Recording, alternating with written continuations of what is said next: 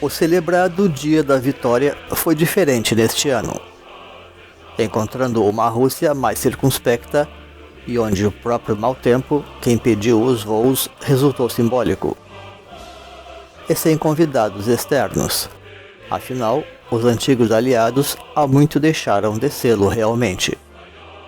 Com seu dirigente quase limitando-se a explicar uma vez mais à nação e ao mundo as razões do país ter encarado este temível conflito na Ucrânia, tal como as reações inusitadas do Ocidente. Além de buscar ligar, é claro, aquela vitória sobre os nazistas na Segunda Guerra, a vitória atual sobre os neonazistas na Ucrânia, concentrados especialmente na região de Azov e na cidade estratégica de Mariupol, que é um importante porto do Mar Negro e sede de uma das maiores siderúrgicas da Europa, cuja conquista a Rússia busca oferecer então como troféu maior desta disputa. Posto isso, devemos tratar agora dos rumos que toma atualmente o conflito, em meio às diferentes versões que assumem os acontecimentos. A ideia de um plano B é natural em toda a espécie de conflito importante, e ainda assim a Rússia não admite, como tampouco tende a não admitir as suas dificuldades, uma mudança de planos. Tudo indica, porém, que os passos atuais representam, com efeito, um plano B de ocupação forçada, depois que os projetos iniciais de uma tomada do poder central fracassaram. Diante das dificuldades para levar a cabo este plano A original, a Rússia procedeu a uma retirada estratégica na região, a qual não se explica, todavia, meramente pela própria força da Ucrânia ou a uma suposta debilidade da Rússia, mas também aos seguintes fatores: o desejo da Rússia de não empregar uma força maior nesta guerra e o fato dos russos considerarem outras alternativas. A Rússia tampouco precisa empregar armas nucleares nesta ofensiva, e nem lhe convém, limitando-se a empreender uma guerra tradicional. Muito embora, com o passar do tempo, ela possa, sim, ampliar a sua força para abreviar o conflito e fazer frente ao crescente armamento que a Ucrânia recebe do Ocidente. Cabe notar que todo o plano B também tende a ser mais complexo e arriscado, e a Rússia parece haver decidido apostar alto neste caso. Tudo isto, pois, veremos agora neste vídeo, depois da nossa vinheta. Deixe o seu like, inscreva-se, ative o sininho e compartilhe.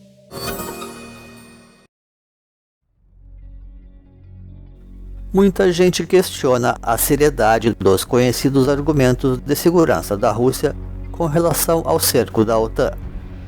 E não obstante, é muito fácil ver o quão cercada resultou realmente a Rússia na atualidade pelas forças deste tratado militar do Atlântico Norte, onde até mesmo países historicamente vinculados à Rússia passaram a dele participar.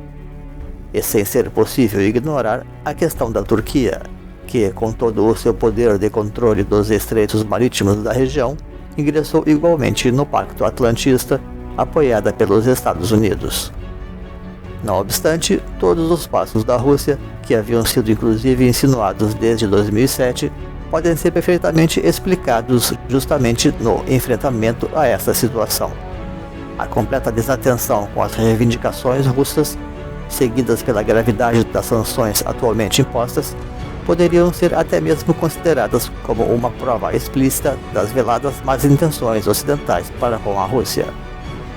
Afinal, todos lembramos que a OTAN mesma dizia, às vésperas da operação militar russa, que aquele organismo não aceitaria a imposição de uma linha vermelha por parte da Rússia. Diante disto, a Ucrânia restou como a última fronteira ocidental pela qual a Rússia ainda poderia se expandir e se assegurar, e ela não poderia perder a oportunidade de reagir. De certa forma, a invasão da Ucrânia representa o gesto desesperado de um gigante estrangulado por todos os lados pelas forças da OTAN e seus aliados, já que pelo leste também tem-se as crescentes pressões do Japão sobre as costas do Pacífico da Rússia. Tratemos, pois, de buscar compreender, afinal, as razões dos passos estratégicos atuais da Rússia e suas apostas futuras, as quais nem sempre podem ficar claras quando não se tem um quadro suficientemente amplo da questão.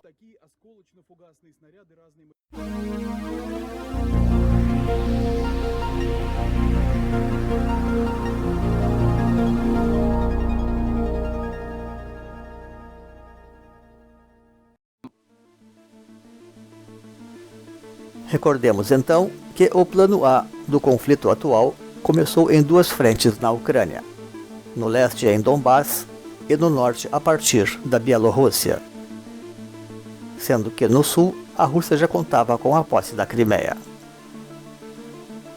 A Rússia contava, pois, com essas três frentes para começar a controlar a Ucrânia, almejando a partir disso tomar o poder central. Este método chama-se, pois, de posição de ataque à cabeça da serpente, e pode ser considerado, basicamente, como um recurso político-militar. Contudo, consta inclusive que uma rede de ativistas bielorrussos, inspirados em ações locais semelhantes realizadas contra os nazistas na Segunda Guerra, na chamada Guerra Ferroviária, atuaram para sabotar as estruturas ferroviárias da Bielorrússia, comprometendo definitivamente os avanços russos na direção de Kiev, ao paralisar dramaticamente os grandes comboios enviados pelos russos por simples falta de suprimentos e de combustíveis. Este fato teria dado tempo para a Ucrânia se mobilizar, prejudicando o ataque surpresa russo à capital, e levando Putin a desistir ou a postergar o emprego da Bielorrússia como apoio para a ocupação de Kiev. Assim, diante das dificuldades e da resistência oferecida pela Ucrânia, aquela opção inicial, que era, por assim dizer, mais política e estratégica, deu lugar a uma alternativa mais propriamente tática e militar, a partir das bases que a Rússia já tinha melhor consolidadas, tal como a partir das fronteiras do próprio território russo. Não se deve imaginar, porém, que a Rússia tenha buscado conquistar a Crimeia e o sul da Ucrânia apenas para ter mais costas nas águas quentes do Mar Negro e ampliar as suas zonas de segurança. As razões aqui são bem mais amplas e estratégicas. O fato é que a Rússia já vinha se preparando há anos para conquistar toda a Ucrânia em partes a partir das suas extremidades, para o caso de uma necessidade maior. Considerando então que a Ucrânia já está mesmo praticamente cercada por enclaves russos ou russófilos por todos os seus lados. As bases físicas necessárias para a conquista estavam asseguradas e instaladas já no sul e no leste da Ucrânia, através de um triângulo de enclaves envolvendo o Donbass, a Crimeia e a Transnistria, demonstrando se tratar esta, pois, da grande prioridade russa nesta operação militar. E uma vez que as fronteiras do norte já estavam asseguradas para a Rússia, face às necessidades russas de tentar controlar os acessos do Mar Negro de uma forma mais ampla e estratégica.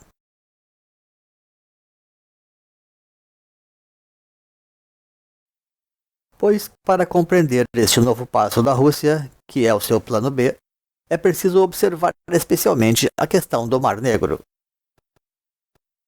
Observando um mapa topográfico da Europa, vemos que o Mar Negro representa realmente um escoadouro natural para a produção agrícola e energética da Europa, inclusive, é claro, pelo próprio rio Dnepr, que nasce na Rússia, mas também liga o Mar Báltico ao Mar Negro, graças ao antigo canal de Berezina, levando através dali esta produção para todo o mundo, já que o sul da Europa Central e as Balcãs tende a se encontrar bastante bloqueado por cadeias de montanhas.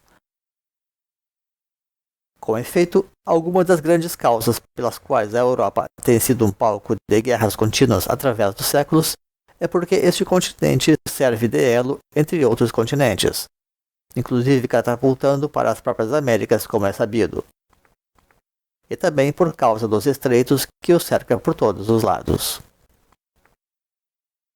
Um eventual bloqueio desta região pode fazer desesperar o Ocidente. O isolamento da Europa selou o começo do final da Idade Média, obrigando o velho mundo a se voltar para outras latitudes. Grandes batalhas épicas já foram travadas justamente para liberar essas passagens do Mar Negro, como ocorreu na célebre Guerra de Troia, modificando a velha ordem do mundo então. Naturalmente, o Ocidente não está apoiando de tal forma hoje a Ucrânia apenas por solidariedade fraterna, mas justamente em função da grande importância estratégica deste contexto geopolítico. E, embora a Turquia não esteja hoje num bom momento de relações com o Ocidente, ela é um país que adquiriu enorme poder ao se integrar à OTAN, fragilizando assim significativamente as posições da Rússia.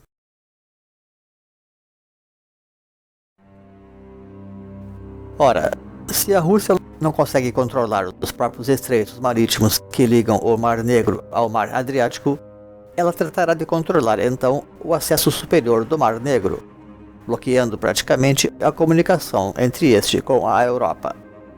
Lembrando que as imediações europeias do Mar Negro, que é a Península das Balcãs, são topograficamente ásperas e politicamente complicadas para o Ocidente.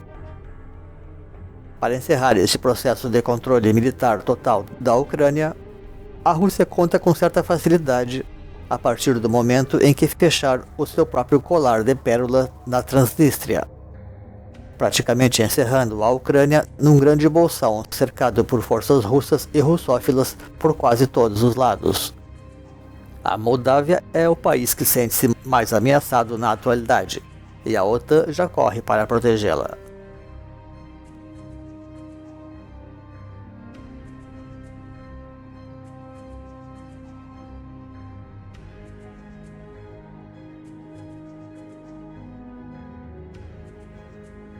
Assim, ao dominar o sul da Ucrânia, a Rússia controlará uma das principais saídas do país e da própria Europa. Ao passo que, de outra parte, também desponta como um interlocutor altamente privilegiado diante da Turquia. Este plano, que poderia perfeitamente ser chamado de a tática da degola, destinado a isolar a Europa de parte importante do mundo, reflete amplamente, pois, a asfixia existencial que a própria Rússia sente diante das ameaças do controle da Ucrânia pelo Ocidente, depois de tudo o mais que este já vem controlando. De modo que a Rússia podia fazer isto e o fez, pelo poderio superior que tem armazenado, e tal como faria qualquer outra potência realmente soberana, como afirmou Putin no discurso deste dia da vitória. Controlando a Ucrânia e com a Bielorrússia prestes a se integrar plenamente à Rússia, Moscou pode respirar bem mais aliviada, pelo menos para travar as duras negociações que necessita fazer com seus vizinhos ocidentais e seus aliados.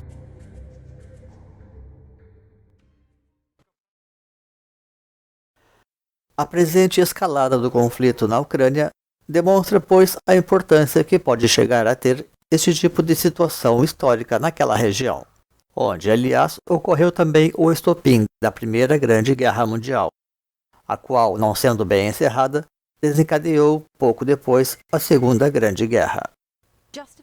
O Batalhão de Azov, que é a principal milícia neonazista ou nacionalista da Ucrânia, tem este nome para exaltar a mais importante zona estratégica que a Ucrânia compartilha com a Rússia.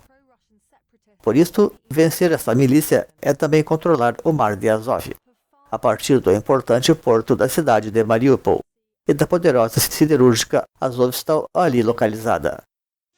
E como sabemos, a conquista dessa região liberará contingentes russos importantes para reforçar outras frentes de batalha. O tema do neonazismo surgiu na Rússia como um apelativo natural para começar a chamada Operação Especial Bélica na Ucrânia. Vale lembrar que os acontecimentos da Segunda Guerra representaram uma espécie de mito heróico para a Rússia, posto que a União Soviética foi de longe o bloco que teve mais baixas na Segunda Guerra, na sua luta contra a Alemanha nazista, seguido pela China, combatendo por sua vez especialmente contra as forças japonesas. Então, quando os russos falam de ameaças e riscos à sobrevivência do país, na realidade estão fazendo um apelo à própria soberania, palavra a qual poucas nações do mundo atual podem realmente reivindicar, num sentido maior e propriamente espiritual do termo. Os russos se recusam decididamente a ser apenas mais uma joia da coroa do novo império neoliberal, e isso deveria ser somente motivo de louvor.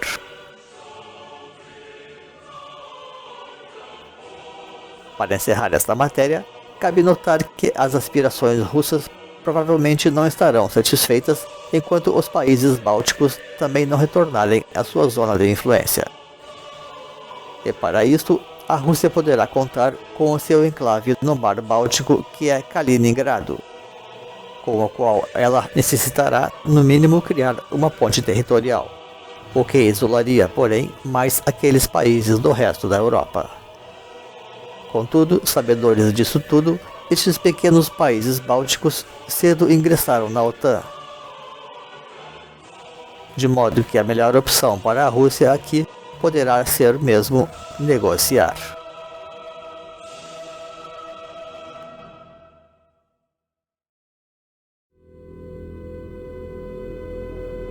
Obrigado por prestigiar o canal. E se gostou deste vídeo, deixe o seu like para que o nosso trabalho possa crescer e alcançar mais pessoas.